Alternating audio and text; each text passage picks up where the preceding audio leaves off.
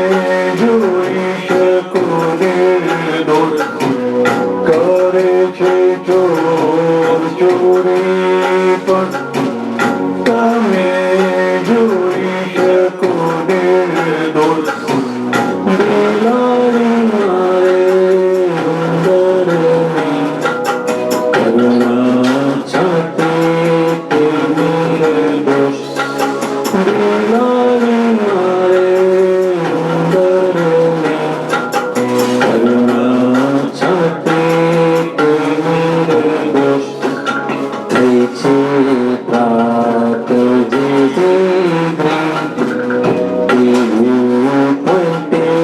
ચલે પૂગલ ચડાવે ફૂલ પથ્થર અપક્ષમાં હિમાચલ થઈ છે પ્રાત જે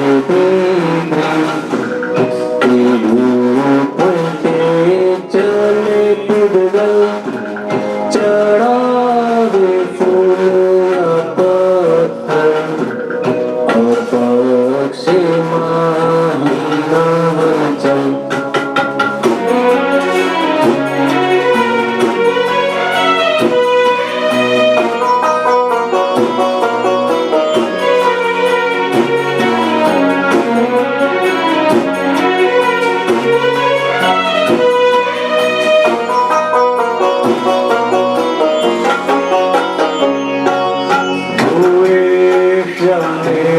સતી જોઈ તો કોઈ દોષ થશે નહીં સતી જોઈ તો કોઈ દોષ થશે નહીં સારી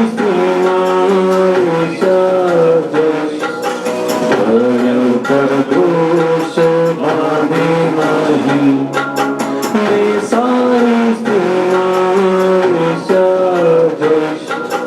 ભયંકર દોષ બાંધે નહીં ઊંધું દેખાયું કોઈ નહોતો પૂરણ તેમાં હેવ્યો ફિરવી કરમ છે દોષ છે જ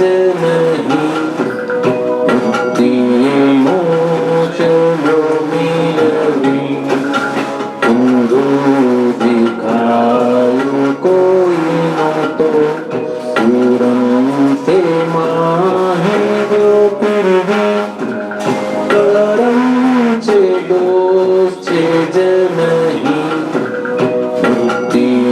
પોતાના કર્મના હિસાબને અનુસાર કરી રહ્યા છે અને આનું શું ફળ આવશે એ પણ એ જાણે છે. જ્યારે દયાવાળા પુરુષોને સામે નિર્દયતાનો ગુણ ઉભો થાય છે. ઉંદર ઉપર દયા આવે, બિલાડી ઉપર નિર્દયતા નીકળે.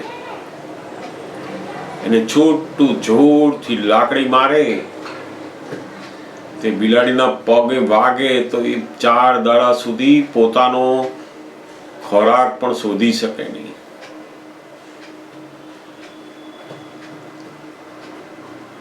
આ બહુ જ મોટું જ્ઞાનીનું લક્ષણ અને સંત પુરુષોના લક્ષણોમાં સૌથી મોટો આ તફાવત એ અહીંયા કવિરાજે મૂક્યો છે. ખૂબ સુંદર વાતો એક એક પદોની અંદર આપણે જોતા જઈએ છીએ. સરસ આપણને કવિરાજના પદોના માધ્યમ દ્વારા પણ દાદા ભગવાનના જ્ઞાનની ઘણી બધી વાતો આપણને જાણવા મળે છે. સરસ, તમારામાંથી કોઈને જો પ્રશ્ન હોય તો જરૂરથી પૂછી શકો. મને પણ એક પ્રશ્ન મૂકી આપ્યો છે, એ પણ આપણે લેતા જઈશું. જરૂરથી પૂછો.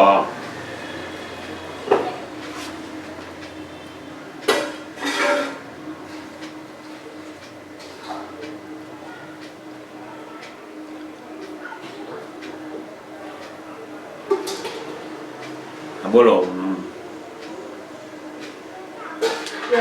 સમજ અને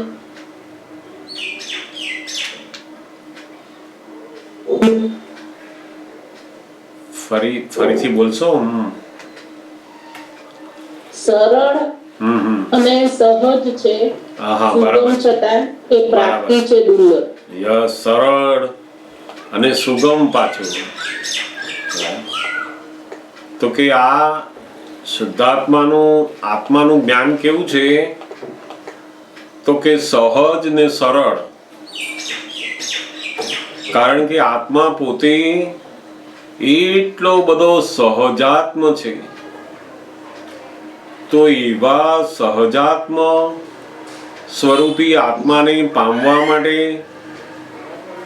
આપણે અસહજ બનીએ, મહેનત કરીએ, બધી જાત જાતની ક્રિયાઓ કરીએ, તો અસહજતામાંથી પેલા સહજને કેવી રીતે પામી શકીએ?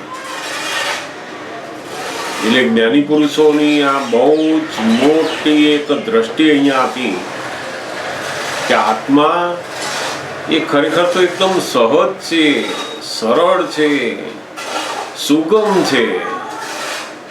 એને મેળવવું એ આપણને કઈ ગમ ના પડે એવું નથી, પણ છતાંય એની પ્રાપ્તિ દુર્લભ છે. કેમ? તો કે જ્યાં સુધી એને પ્રાપ્તિ કરેલા કોઈ પુરુષ આપણને મળે નહીં, ત્યાં સુધી આટલો સરળ, સહજ, સુગમ હોવા છતાં પણ લાખો જન્મો જાય તો પણ આપણને પ્રાપ્ત થાય નહીં. એટલે એને દુર્લભ કહ્યું છે. દુર્લભનું કારણ શું? તો કે એના દાતા મળતા નથી. કેટલા બધા કાળ જતા રહે તો પણ એનો કોઈ દાતા આપણને મળે એવું બનતું નથી. અને જ્યારે એવા શુદ્ધાત્મા આત્માનો જે દાતા હોય, મોક્ષના દાતા હોય, એવા આપ્ત પુરુષ આપણને ભેગા થાય, એ જે યોગ થવો એ બહુ જ મોટું દુર્લભ છે. એટલે જ્ઞાની પુરુષોએ કહ્યું કે આત્મા પામવો એ તો સુગમ છે, સહજ છે, સરળ છે, એ દુર્લભ નથી. દુર્લભ શું છે? તો કે આપ્ત પુરુષ એ દુર્લભ છે. લાખો વખત લખે કે દુર્લભ દુર્લભ દુર્લભ, એ આપ્ત પુરુષ છે. એના દાતા કોઈ હોતા નથી. માટે આત્મા દુર્લભ નથી, આત્મજ્ઞાન પણ દુર્લભ નથી. પણ આત્મજ્ઞાની એવા મોક્ષના દાતા આપ્ત પુરુષ એ સૌથી વધારે દુર્લભ છે. અને જો એ દાતા મળી ગયા તો બધું સુલભ છે. જેમ આપણો જે રોગ હોય, એ રોગ આપણે લાખ ઉપાય કરીએ, લાખ સાધના કરીએ, લાખ મંત્રો બોલીએ, ચોપડી વાંચીએ, પણ જાય નહીં. પણ એ રોગના વૈદ મળી ગયા આપણને તો પછી શું થઈ જાય? સુલભ થઈ ગયા.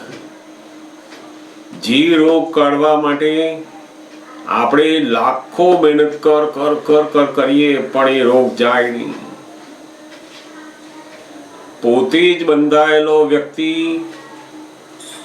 કરોડો વખત મંત્રો બોલે, કરોડો વખત બધી ક્રિયાઓ કરે, પણ છે તો બંધનમાં. જ્યાં સુધી પોતે કોણ છે એનું ભાન નથી, ત્યાં સુધી પોતે બંધનમાં છે. અને એ બંધનના કારણે એ લાખો ઉપાય કરે, પણ એ બધા ઉપાય કેવા થાય છે? તો કે આત્મા પ્રાપ્તિ માટે બિલકુલ કામ લાગતા નથી. એ ફક્ત એને રાહત આપે છે. એ બધા ઉપાયો શું કરે? એને શાંતિ આપે, થોડીક વાર માટે એને રાહત આપે. ધીમે ધીમે પેલા આપ્ત પુરુષના યોગ બાજુ લઈ જવામાં જ ખાલી મદદ કરે છે. અને તે પણ સમ્યક પ્રકારે જો એ સાધનોનો ઉપયોગ કર્યો હોય તો જ એની આપ્ત પુરુષના યોગ થવામાં એ મદદ કરે. બાકી તો લાખો ક્રિયાઓ અનંત જન્મો કરે, માણસ ચંદ્ર ઉપર પહોંચી શકે, મંગળ ઉપર પહોંચી શકે, બધે પણ પોતાની અંદર જે આત્મા છે સૌથી નજીકમાં નજીક એની ત્યાં પહોંચી શકાતું નથી. એનું કારણ શું? તો કે દુર્લભ દુર્લભ દુર્લભ, લાખો વખત એ દુર્લભ છે. કારણ કે કોઈ કાળે એના દાતા આપ્ત પુરુષ હોતા નથી. એટલે જો આપ્ત પુરુષ મળ્યા તો પછી આ આત્મા સહજ સરળ અને સુગમ છે. પછી ભૂમિઓ મળી ગયો તો પછી આપણે આપણા જે ડેસ્ટિનેશન ઉપર જવું છે એ સરળ બની ગયું છે. ભૂમિયા વગર આપણે અનેક રસ્તાઓમાં અથડાયા જ કરીએ છીએ. રસ્તો નજીક જ છે પહોંચવાનો, પણ ભૂમિઓ નહીં મળવાથી એ દુર્લભ દુર્લભ દુર્લભ થઈ જાય છે. એટલે કવિરાજે અહીંયા બહુ જ સુંદર આ લખ્યું. આત્મા કેવો છે? સહજ છે, સરળ છે, સુગમ છે, પણ એની પ્રાપ્તિ દુર્લભ દુર્લભ દુર્લભ, કારણ કે એના આપ્ત પુરુષ હોતા નથી. સમજાયું ને? એટલે આ બહુ જ સુંદર કવિરાજે અહીંયા આપ્ત પુરુષ માટેની જે ભાવના છે એ વ્યક્ત કરી છે. લોકો આત્મા જાણવા માટેની ભાવના કરે છે, જ્યારે કવિરાજ કહે છે કે આપ્ત પુરુષ પ્રાપ્ત થાય એવી ભાવના કરો. આત્મા જાણવાની જરૂર નથી, એ તો સરળ છે, સુગમ. એની જેવા પેલા આપ્ત પુરુષ આપણને ભેગા થયા ને કે આ તો એકદમ સહજ સરળ થઈ જશે. કિંમત સૌથી વધારે દુર્લભતા કોની છે? આપ્ત પુરુષની, આત્માની નહીં. આત્મા તો તરત પ્રાપ્ત થાય એવો છે, પણ એનો દાતા આપણને જો ભેગો થાય તો કામ થાય. એટલે લોકોને કહ્યું કે ધર્મ, આત્મજ્ઞાન એ બધાની પાછળ નહીં, પણ એનો દાતા હોય એની પાછળ પડો, એની ભાવના કરો કે મને ક્યારેય કોઈક એવા મુક્ત પુરુષ, મોક્ષ દાતા પુરુષ, એવા કોઈ પુરુષ મળી આવે એવી ભાવના કરો. નહીં, એ ભાવનાથી તમારો યોગ થાય. પછી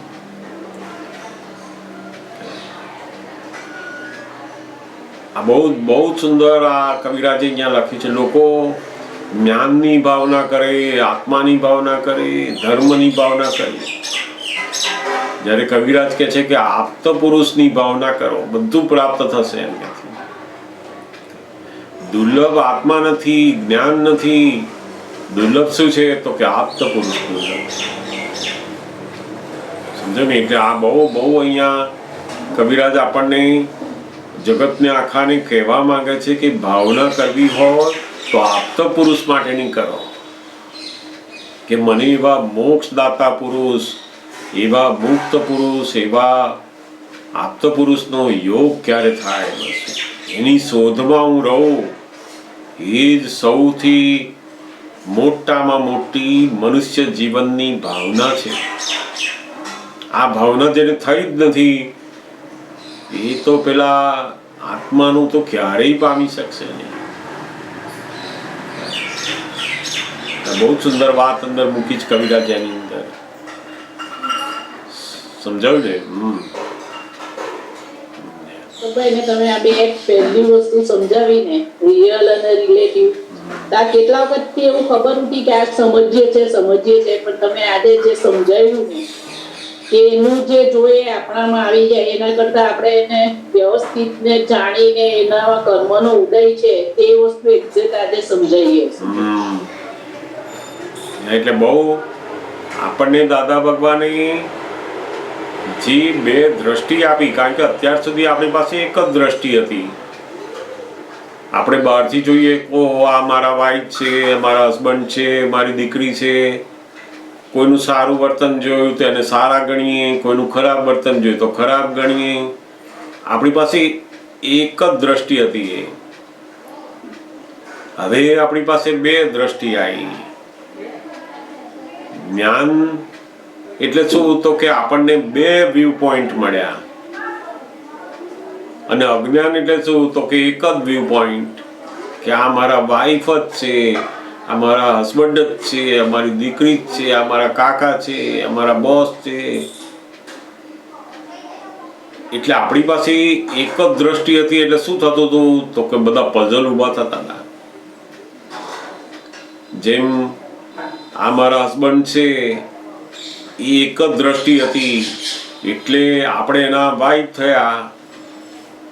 આપણે જેવું જોઈએ કે આ મારા હસબન્ડ, એટલે આપણી અંદર કયો ભાગ ઊભો થાય? તો કે પોતે વાઈફ તરીકેનું આખું પરિણામ ઊભું થાય અંદર. આપણે પોતે તો એના એ જ રહીએ છીએ શરીર રૂપે, પણ બિલીફ રૂપે અંદર શું ઊભું થાય છે? તો કે પેલું વાઈફ પણ ઊભું થાય. તો કે એ શેનાથી ઊભું થયું? તો કે મેં હસબન્ડને જોયા કે આ મારા હસબન્ડ છે, માટે આપણી અંદર શું ઊભું થયું? તો કે વાઈફ પણ ઊભું થયું. પેલું દીકરીને જોયું એટલે આપણી અંદર તરત મધર છું, એ મધર પણ ઊભું થાય છે. તમે જેવું બહાર જુઓ છો એવું સામે ઊભું થાય છે અંદર. તમે તો એના એ જ છો. શરીર રૂપે તો આપણે સ્ત્રી પુરુષ જે છે એ બધા એના એ જ છે, પણ પેલું જોવાથી જે અંદર આખો એક વ્યવહાર ઊભો થાય છે, એ વ્યવહાર ઊભો થવાનું કારણ શું? તો કે પેલું જેવું જોઈએ છે ને એવું થાય છે. આ મારા કાકા જોયા તો એવું થાય, આ મારા મામા છે તો એવું દેખાય છે. બહાર એની જેવી દ્રષ્ટિ થાય છે એનું પરિણામ પોતે એવો થાય છે. અને આ જે વિજ્ઞાન છે એ દાદા ભગવાન આપણે મધર બનવા માટે કશું મહેનત કરી નથી, વાઈફ બનવા માટે કશી મહેનત કરી નથી, ફાધર બનવા માટે કશી મહેનત કરતા નથી. આપણે દીકરાને દીકરા તરીકે જોયો કે આપણે ફાધર બનતા ગયા. આપણે વાઈફને વાઈફ તરીકે જોતા થયા એટલે હસબન્ડ થતા ગયા. તમે જેવું જુઓ છો એનું પરિણામ રૂપે બીજું ઊભું થાય છે અંદર. એટલે દાદા ભગવાને આ વિજ્ઞાન જોઈ અને આપણને શું આપ્યું? તો કે હવે બે વ્યૂ પોઈન્ટ મૂકી આપ્યા. કયા કયા? તો કે આ રિલેટિવ થી વાઈફ છે અને રિયલ થી શુદ્ધ આત્મા છે. આ નવો વ્યૂ પોઈન્ટ આપણને મૂક્યો. પહેલા પેલું એક જ જોતા હતા કે આ વાઈફ છે એટલે આપણે હસબન્ડ બની જતા હતા. હવે બે જોયા કે રિલેટિવ થી વાઈફ અને રિયલ થી શુદ્ધ આત્મા. હવે જેવા આપણે રિયલ થી શુદ્ધાત્મા જોયા ને એટલે પેલું અંદર પરિણામ શું આવ્યું? તો કે આપણે શુદ્ધાત્મા થતા ગયા. એમાં દાદા ભગવાને હું શુદ્ધાત્મા છું એવું લક્ષ બેસાડ્યું આપણને. પછી આ બે જે વ્યૂ પોઈન્ટ આપ્યા છે હવે આજ્ઞા સ્વરૂપે, રિલેટિવ અને રિયલ, રિલેટિવ અને રિયલ. જેમ આપણે શાક માર્કેટમાં ગયા શાક લેતા હોઈએ તો રસ્તામાં જતા આવતા બધા શાકવાળા હોય, બધાની અંદર આપણે શુદ્ધાત્મા જોતા જઈએ તો દાદા કે કોઈ લડે ખરું? આપણે શુદ્ધાત્મા જોઈએ હવે મારા શુદ્ધાત્મા કેમ જોયા તે? તો કે કોઈ ના લડે.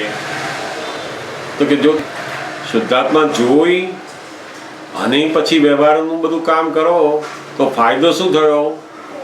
તો કે તમે જે જોયું ને એવા તમે થતા ગયા. તમે શાકવાળા છે, વેચનાર, આ લેડીઝ છે, સ્ત્રી છે, એ જોયું તો તમે એવા થતા જશો. તમે એના ખરીદનાર છો એટલા જ થયા. સમજાય ને? અને જો તમે એની અંદર શુદ્ધાત્મા જોતા થયા તો તમે પણ એટલા સ્વરૂપે આત્મા થતા ગયા. જેમ જુઓ છો એમ થતા જાઓ છો. એટલે દાદા ભગવાન કહેતા ને કશું ના બને ને તો આખા દિવસમાં 1 કલાક તો એવો કાઢવાનો કે જેની અંદર આપણે આ રિયલ અને રિલેટિવ આપણે જોઈએ એમ.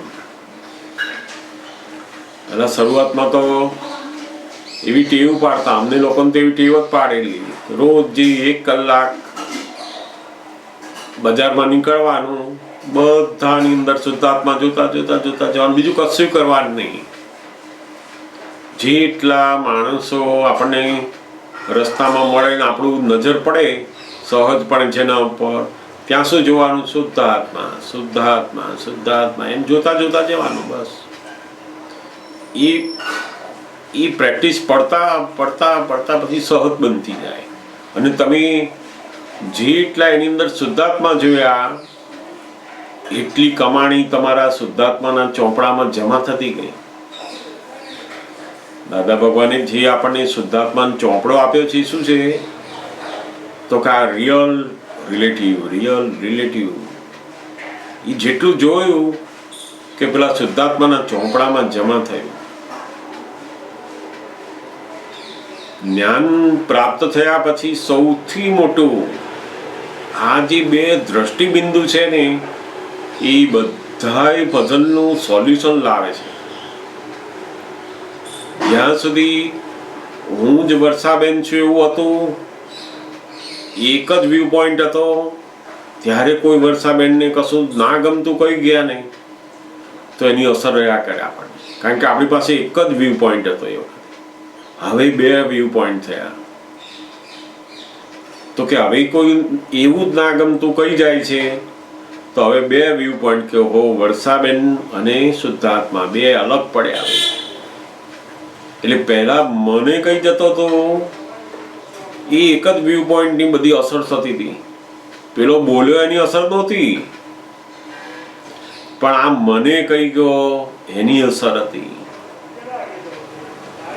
હવે 2 વ્યૂ પોઈન્ટ થી શું થયું? તો કે આ મને વાળો ભાગ જુદો અને હું શુદ્ધાત્મા આવે 2. એટલે વર્ષાબેનને કહી ગયો અને હું તો શુદ્ધાત્મા, મને તો કશું કહેતો જ નથી, મને એ ઓળખતો જ નથી. એટલે આ 2 વ્યૂ પોઈન્ટ થી પેલું જે પઝલ ઊભું થતું હતું કે મને કહી ગયો એવું, એ ખલાસ થઈ ગયો. છતાંય હજુ વર્ષાબેનનું જે મન છે, બુદ્ધિ છે ને, એ બૂમાબૂમ કર્યા કરે ખાલી. કારણ કે એને તો બૂમાબૂમ ચાલ્યા જ કરવાની, કચ કચ કચ. બુદ્ધિ એટલે શું? બધું કચ કચ કર્યા કરે. આપણે નહીં ઘણી વાર દેવો ને શાંતિથી જમ્યા તો ખરા, હમણાં કચ કચ કરવાનું બંધ કરો કે આ બીજાને કામ કરવા દો. તો બહાર ઘણા માણસોની પ્રકૃતિ એવી હોય તો બધું આ શું લાયા, ફલાણું શું લાયા, આ કઈ મૂક્યું, કોને આપવાનું, બધી કચ કચ ચાલ્યા કરે. એવું આપણી અંદર પણ બુદ્ધિની બધી કચકચ હોય. આખો દિવસ એ બુદ્ધિ શું કરે? બધું કચ કચ કર્યા કરે. આ આમ કર્યું, આને આમ કર્યું, આ ના કરવું જોઈએ, આવું સારું કહેવાય, ના ના સારું કહેવાય, બધું કચ કચ કર્યા જ કરે. આને તો આવું કહેવું જ ના જોઈએ, આને આવું કરવું જ ના જોઈએ, બધું ચાલ્યા જ કરે એનું આખો દિવસ. તો આ બંને વ્યૂ પોઈન્ટ થી આપણે જુદા પડ્યા, પણ પેલી બુદ્ધિ તો બૂમાબૂમ કર્યા કરશે. તો એ વખતે આપણે શુદ્ધાત્મા થઈ અને આ બુદ્ધિ બધી રિલેટિવ ભાગ છે, આ બધો આપણો ભાગ છે જ નહીં. હવે ડિમાર્કેશન અહીં પડી ગયું આખું. એટલે દાદા ભગવાન કે આ 2 વ્યૂ પોઈન્ટ ની સમજ આવે એને જ જ્ઞાન કહેવાય. અને એ વ્યૂ પોઈન્ટ ને આપણે હવે ઉપયોગમાં લેવાના. આજે મને જે પ્રશ્ન મૂક્યો છે એમાં પણ આ જ વાત છે. એમણે મૂક્યું છે કે મને હાર્ડલી એવું યાદ રહે છે કે હું શુદ્ધાત્મા છું અને સામેવાળામાં તો ક્યારેય દેખાતા જ નથી. હવે આ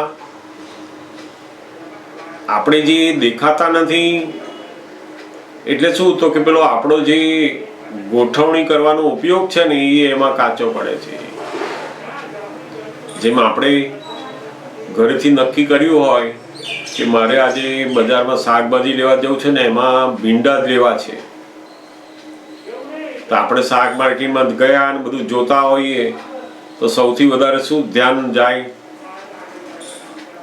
તો કે કોની પાસે બીડા છે એ જ જોઈએ ને આપણે. એ કેમ દેખાય છે આપણને? શાક તો બધું એ બીજા બધા લઈને બેઠા છે, આપણે જોઈએ છે ખરા, પણ આપણે એમાં શું દેખાય છે? બીડા નથી આની પાસે. ચલો આગળ જવા દો, આગળ જાઓ, આગળ જાઓ. કોકના જો હજુ આના બરાબર નથી લાગતા, બીજે હોદો.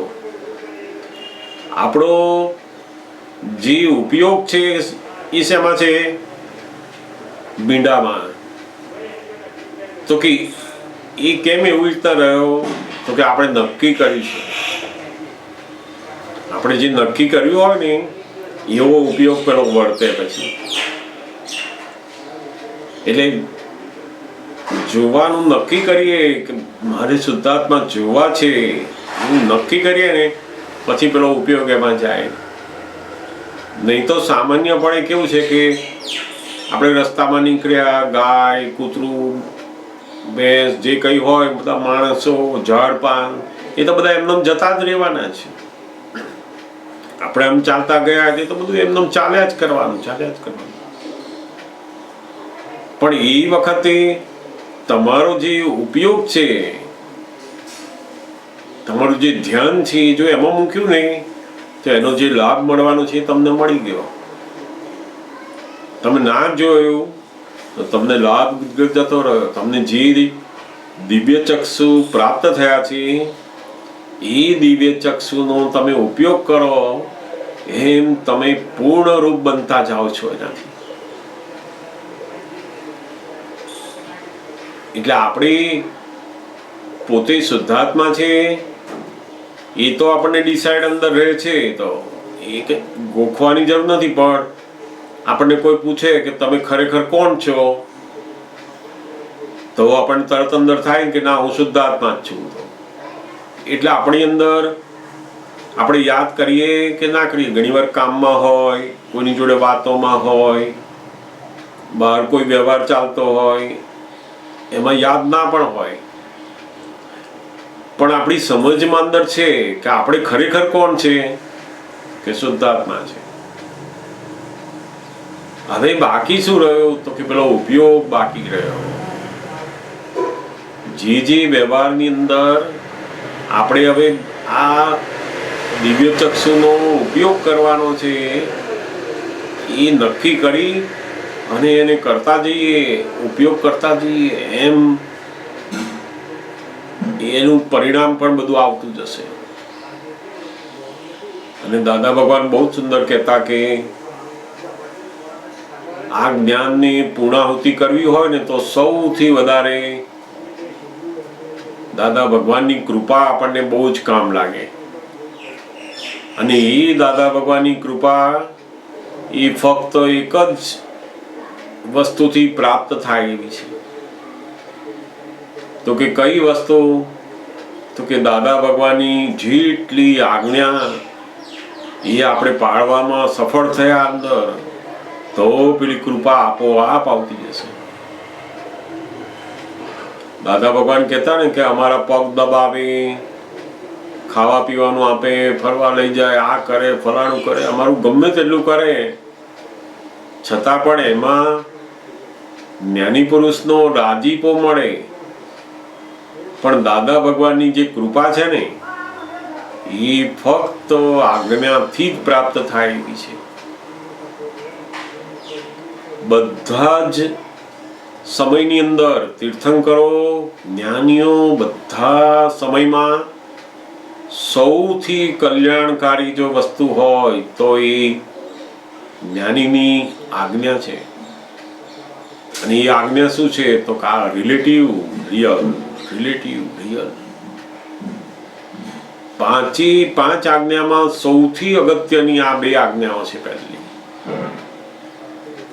આ બે જે આજ્ઞા છે એ આખો નિશ્ચય આપણો શુદ્ધાત્માનું પૂર્ણાહુતિ કરવા માટેની દ્રષ્ટિઓ છે અંદર. એમાં પેલી ત્રણ વ્યવસ્થિત, સંભાવે નિકાલ અને પેલો શુદ્ધાત્માનો ચોપડો, એ વ્યવહાર આજ્ઞાઓ છે. બધી વ્યવહારનો નિકાલ કરવા માટે અને આ નિશ્ચયને પ્રગટ કરવા માટે. પણ દાદા ભગવાન ઘણી વાર કહેતા કે સામાન્યપણે બહેનોને જલ્દી આજ્ઞા બહુ યાદ આવે નહીં. એમની જે પ્રકૃતિ છે એ પ્રકૃતિની અંદર એવી સહજતા હોય છે કે જેના કારણે એ દાદા ભગવાનની ભક્તિ બહુ જબરજસ્ત કરી શકે, પણ એને આજ્ઞાઓ બહુ યાદ આવે નહીં. અને પુરુષની જે પ્રકૃતિ છે એની અંદર સૌથી વધારે એને આજ્ઞા ધર્મ ઉપર એ આવી શકે છે.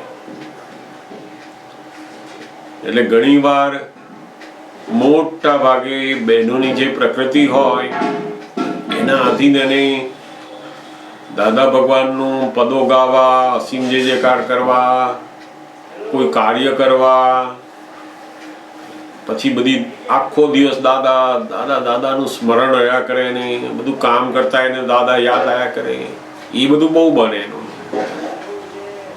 પણ એની આજ્ઞાની જે જાગૃતિ છે એ બહુ મુશ્કેલ છે એમાં, કારણ કે એની પ્રકૃતિના અધીન છે એ બધું. એમાં જેમ જેમ એનું ડેવલપમેન્ટ, એના બધા પ્રકૃતિના પરમાણુઓ ખરતા ખરતા ખરતા બધું થતું જાય એમ પછી આજ્ઞા ધર્મ ઉપર વધારે જોર આવતું જશે.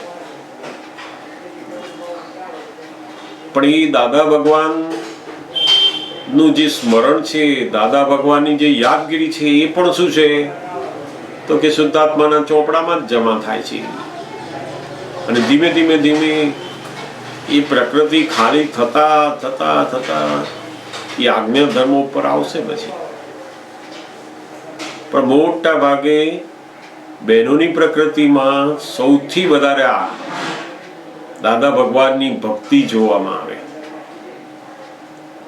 એ જબરજસ્ત એની અંદર દાદા ભગવાન પ્રત્યેનું એટલું બધું અનન્યપણું અને ભક્તિ અંદર હોય. એમાં આખો દિવસ બધું કામ કરવામાં દાદા ભગવાન એને ભૂલાય નહીં. એ બહુ મોટી ભક્તિ છે એક જાતની. પણ છેવટે કલ્યાણ તો પેલી આજ્ઞા ધર્મ ઉપર આવ્યા પછી જ થાય છે. એટલે ધીમે ધીમે આપણી સમજમાં તો એને લેતું જ જવાનું કે ના, આપણે આ ગોઠવણી કરવાની જરૂર છે. આજે આપણને દાદા ભગવાને જે દિવ્ય ચક્ષુ આપ્યા છે એ આપણને એટલી સહજતાથી પ્રાપ્ત થયેલા છે માટે એની કોઈ કિંમત નથી. આવા દિવ્ય ચક્ષુ પ્રાપ્ત કરવા માટે મોટા મોટા ઋષિ મુનિઓ, મોટા મોટા સંન્યાસીઓ, આચાર્યો યુગોના યુગો તપશ્ચર્યા કરે. આ દિવ્ય ચક્ષુ, આત્મા દેખાય એવા ચક્ષુ મળવા એ ક્યારેય બને નહીં. રામચંદ્ર ભગવાન, કૃષ્ણ ભગવાન, જનક રાજા, આ બધા જે હતા એ બધાને આવા ચક્ષુ મળેલા.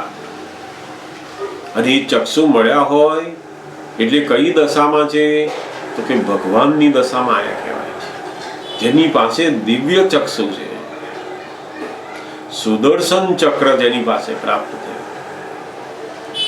પણ આપણને આ કાળમાં કોઈ પણ મહેનત કર્યા વગર, જપ તપ કર્યા વગર, અને આપણને એની કિંમત નહોતી, અને આપણને સહજપણે પુણ્યના યોગથી, જ્ઞાનીની કૃપાથી પ્રાપ્ત થઈ જાય છે. અને એ સહજ એટલા મળે છે કે આપણને વેલ્યુ નથી હોતી એની. હમણાં આપણને જો મહેનત કરાવીને પછી આપ્યા હોય ને તો આ તો બહુ કેટલી મેં મહેનત કરીને તાર, જેમ ડૉક્ટર બન્યો હોય મહેનત કરીને તાર કેવું થાય કે હું તો કેટલી મહેનત કરી તાર ડૉક્ટર બન્યો છું. એવું આમાં જો ધર્મની અંદર મહેનત કરીને પછી દિવ્ય ચક્ષુ મળ્યા હોત ને તો જબરદસ્ત કિંમત હોત એની. પણ આપણને આપણા પુણ્યના યોગથી અને જ્ઞાનીની કૃપાથી સહજપણે મળી ગયા છે એટલે આપણને એની કિંમત નથી. ધીમે ધીમે સત્સંગની અંદરથી સમજ વધતા વધતા એની વેલ્યુ વધશે. ઓહો, આપણને શું આ દિવ્ય ચક્ષુ આપ્યા છે, અને એ દિવ્ય ચક્ષુના ઉપયોગથી મારો આખો વ્યવહાર કશાય રહિત થશે નહીં.